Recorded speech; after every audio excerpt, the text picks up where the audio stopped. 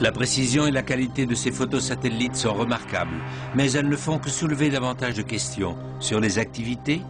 Une chose qu'on remarque, c'est l'absence de personnel sur le terrain.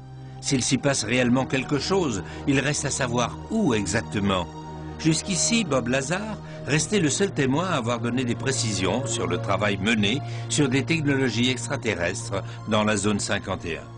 Toutefois, dans une interview exclusive pour Secrets et Mystères du Monde, cet homme, David Adair, un expert de renom mondial dans le domaine des technologies de l'espace, a accepté de faire des déclarations publiques sur sa propre expérience dans la zone 51. J'ai construit une première fusée à 17 ans, après de nombreuses tentatives pour y parvenir. Elle faisait environ 3 mètres de haut et elle pesait environ 1 tonne. La conception du réacteur était en quelque sorte unique.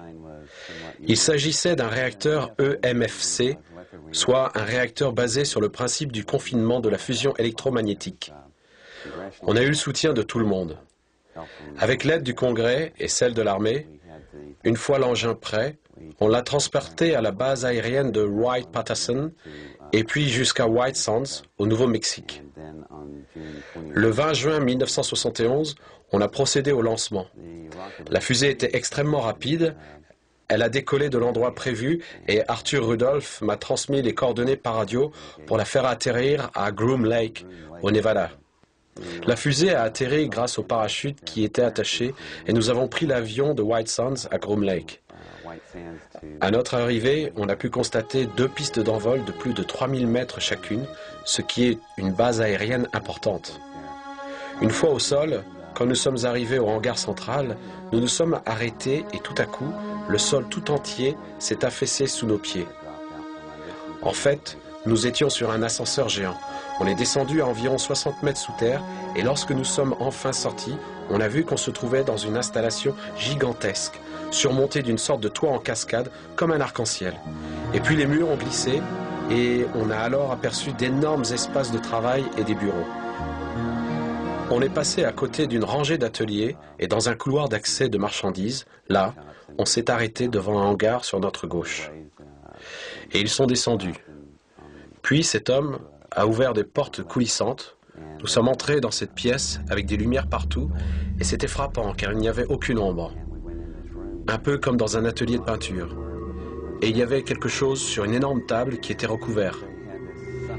Ils ont appuyé sur un bouton et des câbles ont soulevé l'énorme couverture. Quelle surprise, c'était un réacteur EMFC, mais celui-ci avait la taille d'un autobus. Mon réacteur et celui-ci fonctionnaient selon les mêmes principes, mais le mien, c'était l'équivalent d'une 2 chevaux, alors que celui-ci, c'était une Ferrari. C'était incroyablement sophistiqué. Il était clair que ce réacteur n'aurait pas pu être fabriqué à notre niveau d'avancement technologique. Cet engin était énorme, et pourtant, il n'y avait pas le moindre câble, pas de vis, pas de rivet, aucun boulon, aucune soudure, aucun raccord, rien. Comme si l'engin entier était fait d'une seule pièce. Quand on touchait le réacteur, c'était encore plus étonnant. Où que vous le touchiez, votre peau créait des radiations en forme de tourbillon, fort jolies, qui partaient de l'endroit du contact et traversaient la coque de métal. L'onde se propageait sur 2 mètres de rayon dans toutes les directions. C'était vraiment intéressant, c'était sensible au toucher. C'était trop pour moi. Ce réacteur ne pouvait pas leur appartenir. C'était impossible, en raison de sa conception. Nous n'avions pas la technologie requise, ni à cette époque, ni même aujourd'hui. Alors je me suis énervé, et eux aussi. Ils m'ont ordonné de redescendre. Je commence à descendre, mais cette fois, lorsque je touche la paroi du réacteur, les tourbillons bleus et blancs deviennent rouges flamboyants. Ils sont orange et rouge traversant la coque. J'étais si surpris de voir que je m'arrête.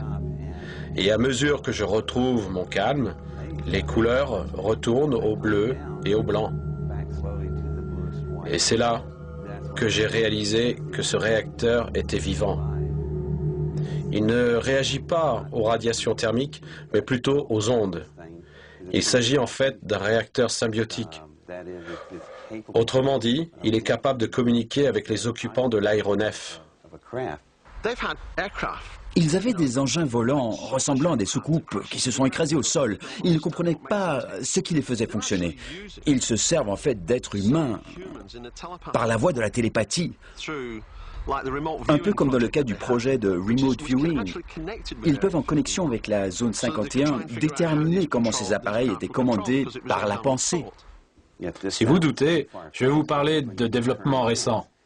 À l'université de Princeton, au laboratoire de recherche Pearl Labs, le professeur Robert Jahn travaille en ce moment même sur le nouvel avion de combat X-29 et plus particulièrement sur un module de transmission par lequel le pilote, dans son casque, est connecté au cerveau-commande de l'avion au moyen d'électrodes reliées à son crâne, et ce sont ces pensées qui font réagir l'avion. Une véritable relation symbiotique entre le pilote et l'avion. C'est quand je suis redescendu du réacteur et que je l'ai regardé que je me suis vraiment rendu compte qu'il était d'origine extraterrestre. Cette conception n'avait rien à voir avec notre technologie. J'ai compris que cet engin était en fait la preuve que tout le monde cherche, et ça m'enrageait qu'ils cachent cette information du public, car ils n'ont aucun droit de faire ça. Cet épisode s'est terminé lorsque David fut écroué jusqu'à l'arrivée du général Curtis LeMay, à l'époque commandant de la division stratégique de l'armée de l'air, qui l'a escorté jusque chez lui. Oui, LeMay est revenu me chercher. Il m'a fait comprendre qu'il n'en avait pas terminé avec moi. Il m'a assuré qu'il me couvrirait, mais qu'il reviendrait dans ma vie tôt ou tard. Et le général avait raison. À peine s'était-il diplômé, David Thader reçut sa convocation au service militaire pour 8 années au service de la marine de guerre des États-Unis. Mais le jeune spécialiste en fusée reste parmi les seuls à avoir vu et touché ce qu'il considère encore comme étant un réacteur symbiotique, voire même biologique, d'origine extraterrestre.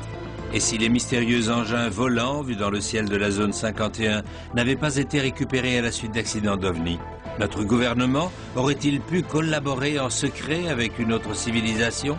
Existe-t-il des relations d'amitié entre nous et des êtres venus d'un autre système?